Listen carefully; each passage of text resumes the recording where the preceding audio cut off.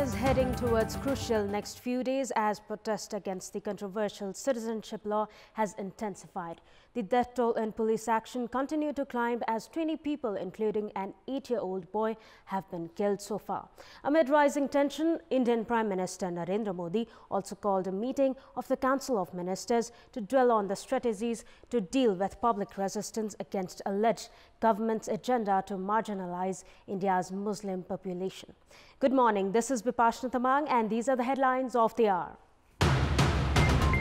Chairman of the ruling Nepal Communist Party, Dahal, rules out direct correlation between the MCC and Indo-Pacific strategies. Standing committee members still dissatisfied. Nepal Infrastructure Construction Company aimed at doing away with contractors' high-handedness fails to deliver. Overall development works affected. French forces storm into action in Mali, killing at least 33 militants in a deadly operation. French President Emmanuel Macron confirms the assault on militants. And Liverpool clinched their first ever FIFA Cup football trophy with a hard-fought 1-0 win over Mexican club Flamengo.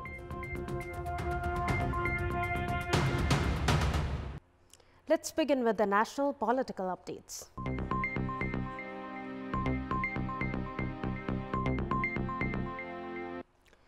The Standing Committee meeting of the ruling Nepal Communist Party has been deferred for today as the committee members expressed their discontent of the conclusion proposal presented by Executive Chairperson Pushpakamal Dahal.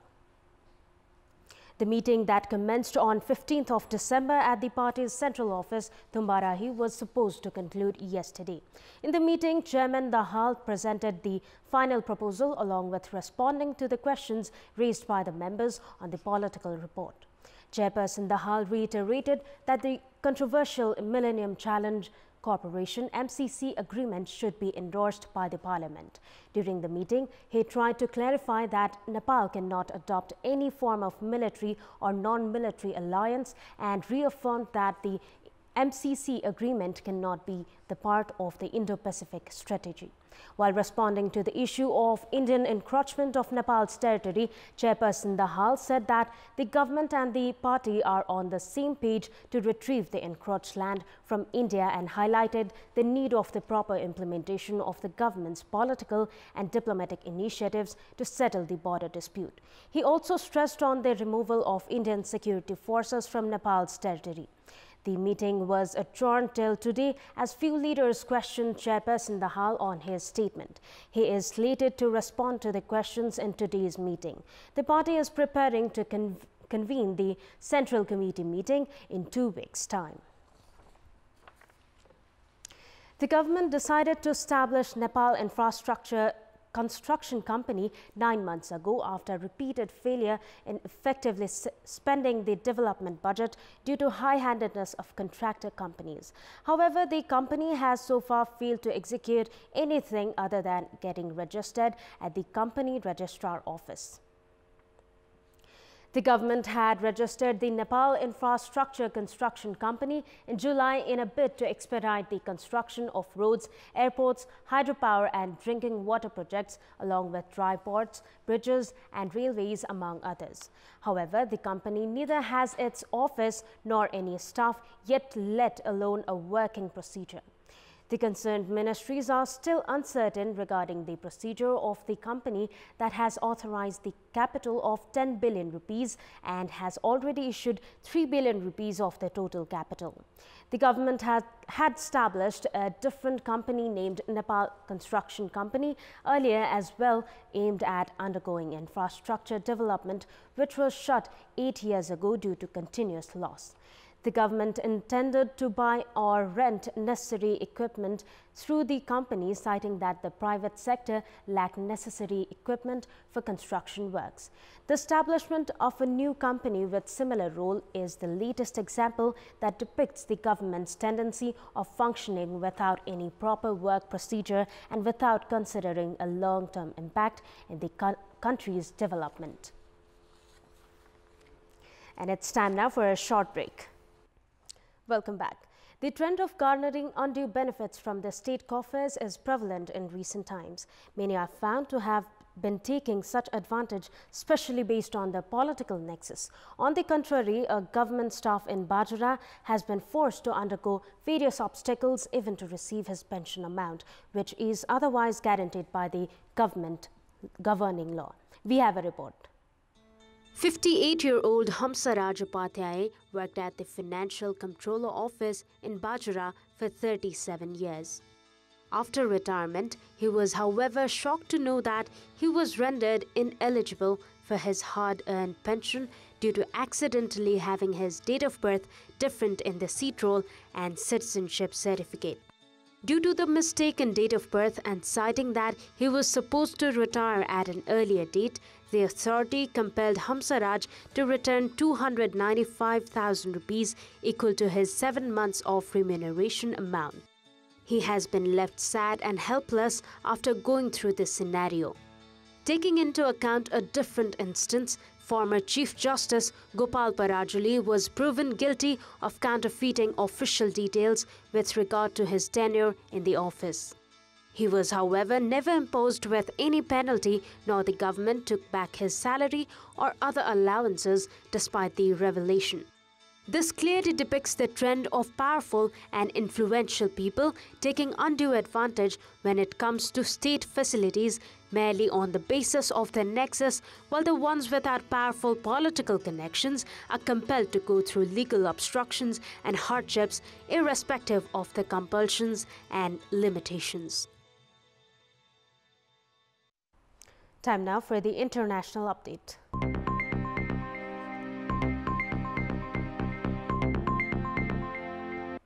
French President Emmanuel Macron has confirmed that his forces have killed 33 militants in an operation in Mali.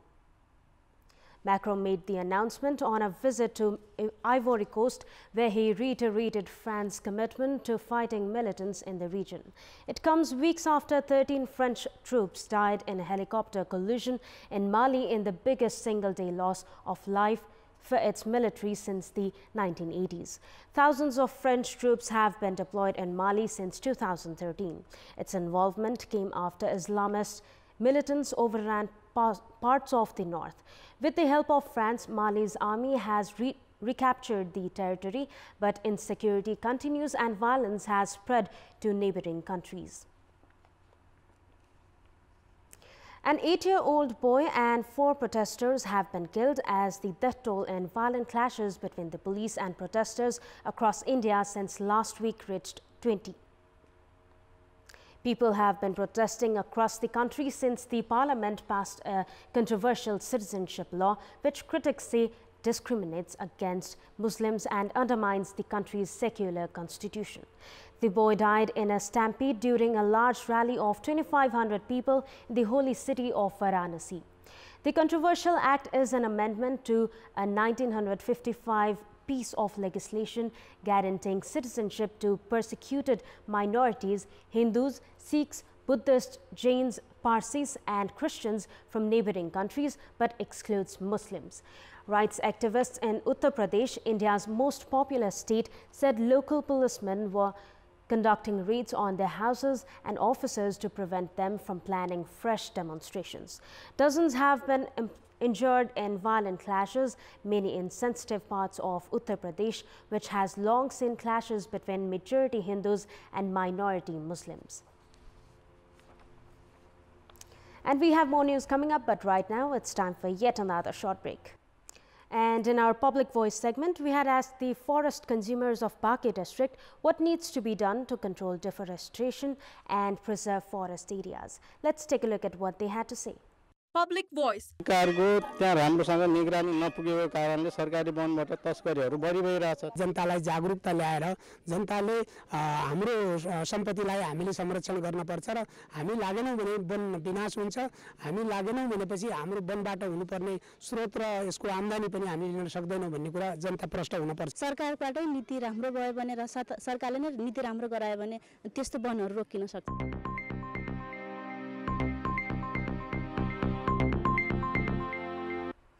And it's time now for our segment Public Pulse, where you text us with your opinion. Public Pulse. Here's the question: what's the reason behind the lack of coordination between government staff and representatives at local level? Your options are option A, conflict of jurisdiction, option B, prevalence of vested interests, and option C, vague policy. The voting for the question is on. Type NEWS, select your options A, B or C and send it to 34001 to share your opinion with us. Time now for our special segment, Around the World.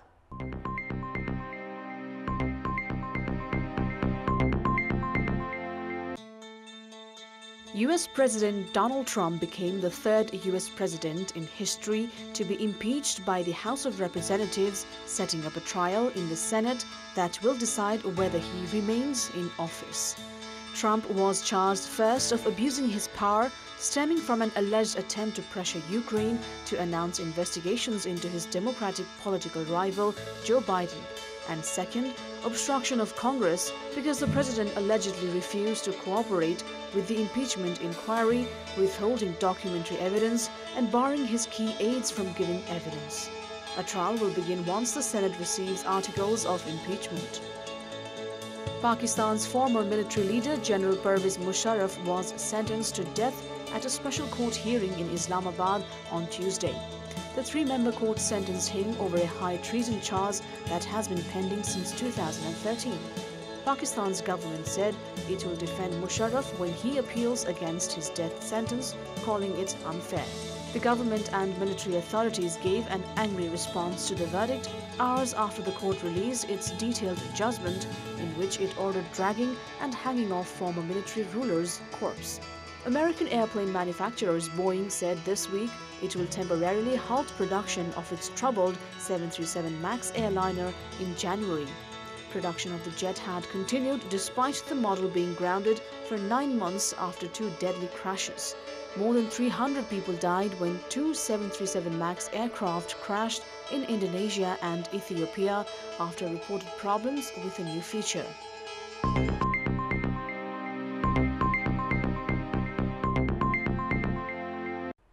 And before wrapping up, here's a look at the top stories one more time. Chairman of the ruling Nepal Communist Party, Pushpakamal Dahal, rules out direct correlation between the MCC and Indo-Pacific strategies. Standing committee members still dissatisfied. Nepal Infrastructure Construction Company, aimed at doing away with contractors' high-handedness, fails to deliver. Overall development works affected. French forces storm into action in Mali, killing at least 33 militants in a deadly operation. French President Emmanuel Macron confirms the assault on militants. And Liverpool clinch their first ever FIFA Club Football Trophy when a hard-fought 1-0 win over Mexican club Flamengo.